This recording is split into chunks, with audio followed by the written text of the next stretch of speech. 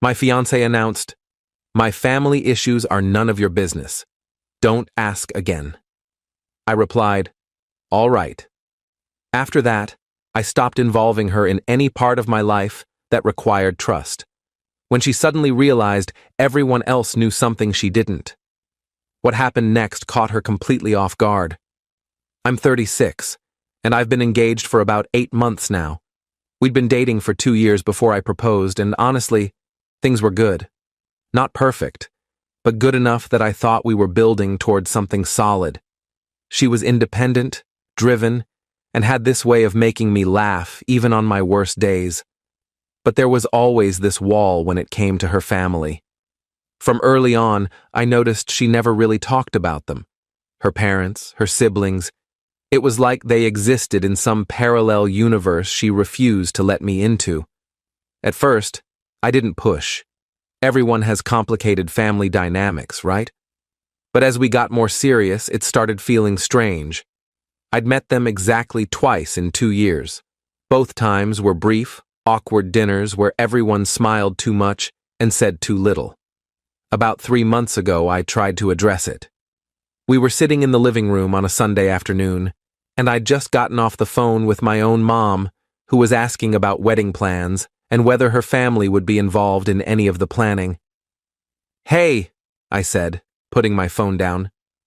"My mom was asking about your family. She wants to coordinate with your mom about some of the wedding stuff. Should I give her your mom's number, or do you want to handle that?" She looked up from her laptop, and I saw her jaw tighten. "I'll handle it." "Okay, cool," I said. "Also, I was thinking maybe we could all have dinner together soon. Both families. It might be nice before things get hectic with planning." "That's not necessary," she said flatly. "I mean, it's not necessary, but it could be nice." I pressed gently. "They're going to be family too, you know. It'd be good for everyone to get to know each other." She closed her laptop with a snap. "Can we not do this right now?" "Do what? I'm just trying to—" "My family issues are none of your business," she cut me off. "Don't ask again." The words hit me like cold water. Not the message itself, but the tone. Sharp, final, like a door slamming in my face. I sat there for a moment, processing. "All right," I said quietly. She went back to her laptop like nothing had happened, but something had shifted in me. If her family was none of my business, then fine. But trust is a two-way street, and she just put up a roadblock I couldn't ignore. That conversation changed how I operated. Not dramatically, not all at once, but gradually. I started keeping certain things to myself. Not out of spite, out of self-preservation. If she wanted walls, I'd respect them, but I wasn't going to keep tearing down my own while she reinforced hers. Update 1. The first thing I stopped sharing was financial stuff. We weren't married yet, so our finances were still separate, but we'd talked about combining them after the wedding. I'd been transparent about everything, my savings, my investments, my plans. She knew I had a decent amount put away, and that I'd been planning to use some of it for a down payment on a house after we got married. What she didn't know was that I'd been in talks with a financial advisor about restructuring some investments. I was setting up a trust, actually, something my dad had suggested years ago that I'd finally gotten around to doing. It wasn't about hiding money from her. It was about protecting assets I'd built before we met. But I didn't mention it. She also didn't know that I'd started consulting with a lawyer about a prenup. After that conversation about her family, something in my gut told me to be careful. I wasn't trying to be cold, just realistic. If she couldn't be open with me about her family, what else might she be holding back? The prenup conversation was necessary anyway. I had investments and property from before we met, but I'd been putting it off because I didn't want to upset her. Now I just scheduled the meeting and didn't bring it up. Around the same time, my best friend asked me to be a partner in a business venture he was starting. Nothing huge, but it had potential. It would require some capital and time. Normally, this is exactly the kind of thing I'd discuss with her. Instead, I just told my friend I'd think about it and ran the numbers myself. 2 weeks after her family comment, my mom called asking about Thanksgiving plans. She wanted to know if her family would be joining us. I don't think so, I said. She's got her own thing going on with them. Oh, my mom said, sounding disappointed. Well, maybe we can all do something together for Christmas? Maybe, I said, non-committal. I wasn't going to force it. When my fiancée asked me later what my family was doing for Thanksgiving, I said, the usual. Big dinner at my parents' house. Are we going? She asked. I am, I said. You're welcome to come if you want. She frowned. If I want? We're engaged. Of course I'm coming. I just didn't want to assume, I said evenly, since family stuff can be complicated. She caught the edge in my tone but didn't push it. What time should we leave? Thanksgiving came and went. It was fine, but I noticed my family asking her polite questions about her own family, and she gave vague, minimal answers. My mom gave me a look across the table that said everything. Update 2. December rolled around, and wedding planning started getting serious. We had a venue booked for the following summer, and deposits were due. My mom and sister were heavily involved, asking questions, offering help, trying to coordinate things. Every time they asked about her family's involvement, I'd just shrug and say, she's handling that side of things. But she wasn't handling it. I could tell from the way she'd tense up whenever wedding stuff came up. Her mom had sent exactly one text asking about the date and nothing since. No calls, no offers to help, no excitement. It was bizarre. One evening in mid-December, we were going over the guest list. I had my family's side done, about 70 people, all accounted for. I asked her how many people her family wanted to invite. I'm not sure yet, she said, not looking up from her phone. Well, we need to give the venue a rough count by next week, I said. Can you check with them? I'll handle it, she snapped. I'm not saying you won't, I replied calmly. I'm just saying we have a deadline. She put her phone down and glared at me. Why are you being like this? Like what? Distant. Cold. You've been weird for weeks. I almost laughed. I've been weird? You told me your family was none of my business. I'm just respecting that boundary. That's not what I meant, she said, but her voice had lost its edge. Then what did you mean? I asked. Because I heard you pretty clearly. She didn't answer, just picked up her phone again and left the room. That same week, my friend confirmed he wanted me as a business partner. I agreed and signed the paperwork without mentioning it to her. It wasn't her business, right? That's what she'd taught me. I also finalized the prenup draft with my lawyer. It was fair, straightforward. Anything either of us brought into the marriage stayed ours. Anything we built together would be split. I scheduled a meeting to present it to her after the holidays. I wasn't looking forward to it, but it needed to happen. Christmas came, and my family did their big celebration on the 23rd. Her family did something on Christmas Eve, and for the first time, she invited me. Are you sure? I asked when she mentioned it. Yes, I'm sure, she said, irritated. Why wouldn't I be? Just asking, I said. The dinner was uncomfortable. Her parents were stiff, her brother barely spoke, and her sister kept shooting her looks I couldn't decode.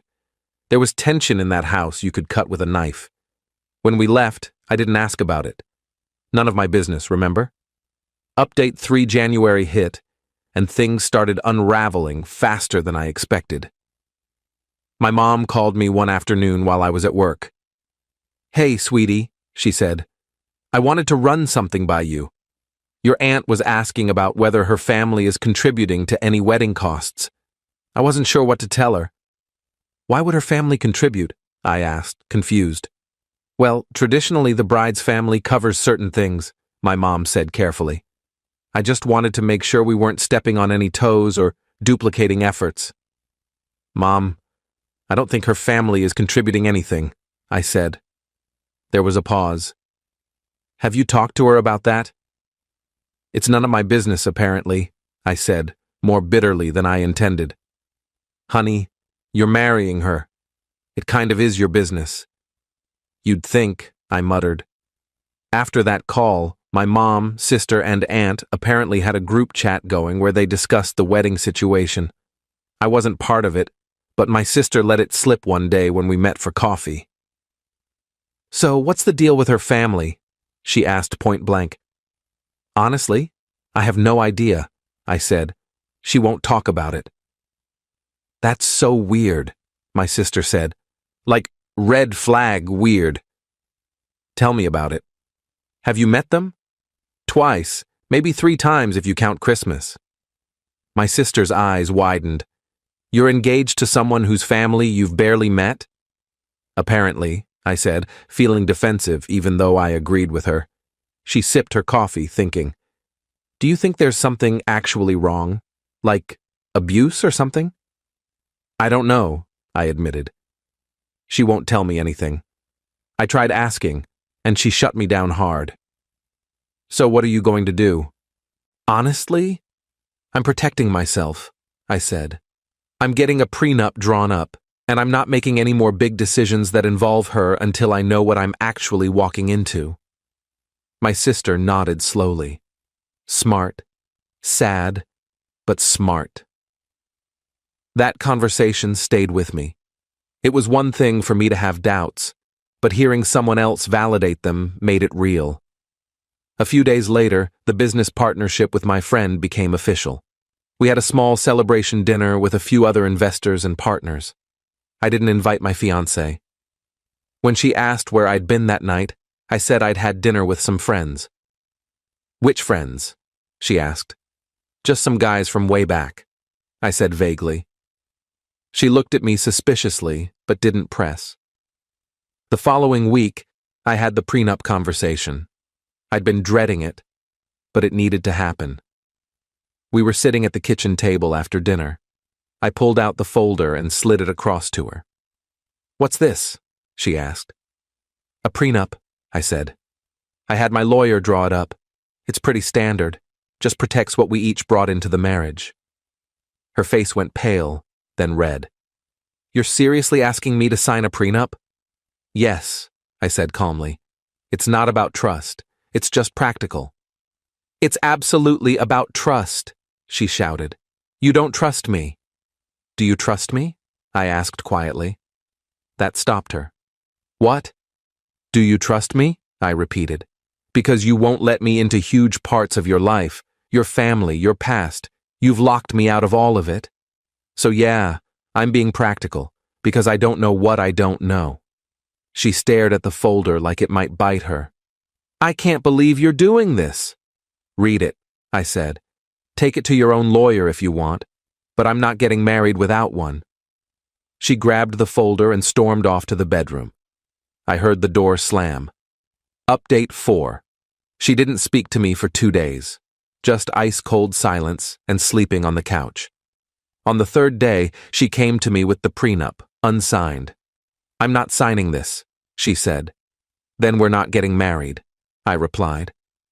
Her eyes filled with tears. "You'd really throw away 2 years over a piece of paper?" "You threw away my trust when you shut me out," I said. "This is just me protecting what's left." "I haven't shut you out," she protested weakly. "Your family issues are none of my business," I quoted back to her. "Your words, so fine. They're not my business, but my assets aren't yours either, until you decide I'm worth trusting." She wiped her eyes angrily. "You're being cruel." "I'm being realistic," I corrected. "You want partnership without transparency.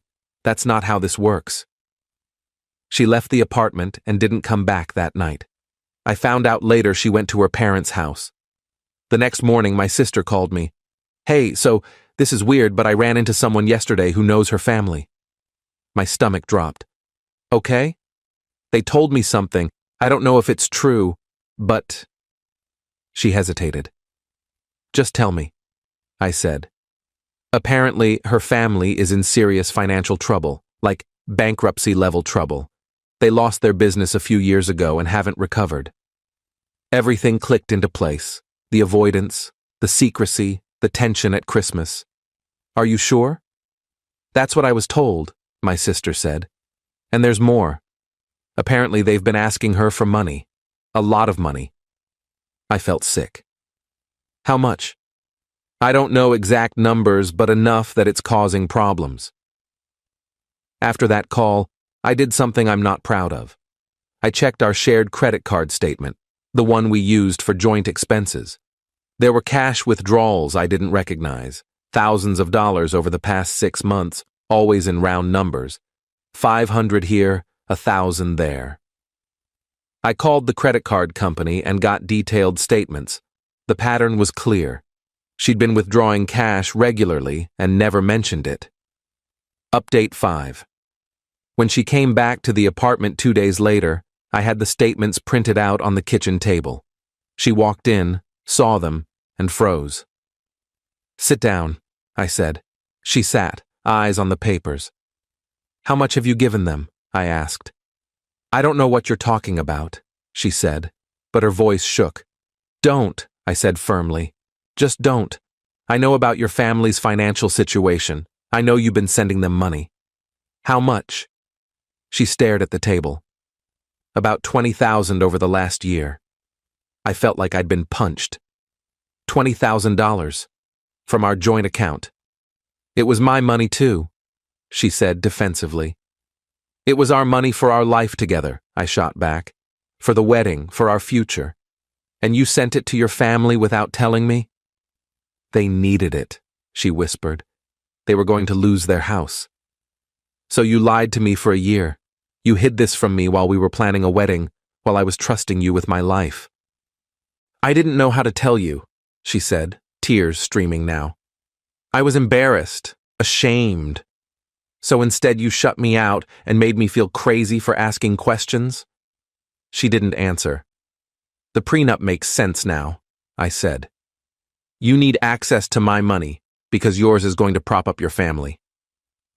"That's not fair," she cried.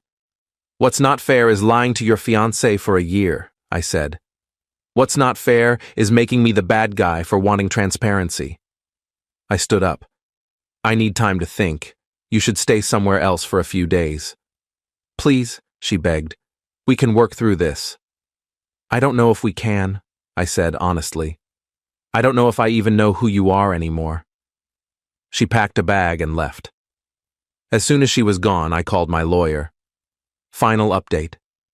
It's been 6 weeks since that conversation. The engagement is off. I told her 3 weeks ago that I couldn't marry someone who'd hidden something that massive from me. She tried to apologize, offered to pay back the money, promised she'd cut off her family financially. But the trust was gone. Ending it was one of the hardest things I've ever done. Despite everything, I did love her, but I couldn't build a life with someone who saw me as a solution to her problems rather than a partner. She moved out completely 2 weeks ago. I kept the apartment since it was mine before we met. She took her things and left without much drama, which I appreciated. I found out through mutual friends that her family's situation is worse than I thought. They're facing foreclosure, and her dad's business debts are astronomical. She's apparently back living with them, trying to help them sort through bankruptcy proceedings. Part of me feels bad for her. I do. That's an impossible situation. But she chose to handle it by lying to me, by shutting me out, by using money that was meant for our shared future. That's not how you treat someone you're building a life with. My family has been incredibly supportive. My mom, who liked her despite everything, said something that stuck with me. You can't save someone who won't be honest with you about what they're drowning in. The business partnership with my friend is going well. The prenup situation taught me a valuable lesson about protecting myself and being clear about boundaries from the start. As for dating again, I'm not ready yet. This whole thing left me more cautious than I'd like to admit, but I know what I won't accept now: walls, secrets, and one-sided trust. She texted me last week, just, "I'm sorry for everything. You deserved better." I didn't respond. Some apologies are true, but still too late. Edit 1. People keep asking if I ever confronted her family directly. I didn't. Once I knew the truth, there was no point. Their financial problems weren't my responsibility, and getting involved would have just complicated an already messy situation. Edit 2. The $20,000 wasn't the full amount from the joint account. We'd both contributed to it, and technically about half was money she'd earned. But the deception was the issue, not the money itself. Though losing 10 grand I'd contributed to what I thought was our future definitely stung. Edit 3. Someone asked if she ever signed the prenup. No. Once the truth came out, we never got back to that conversation. The engagement ended before it became relevant.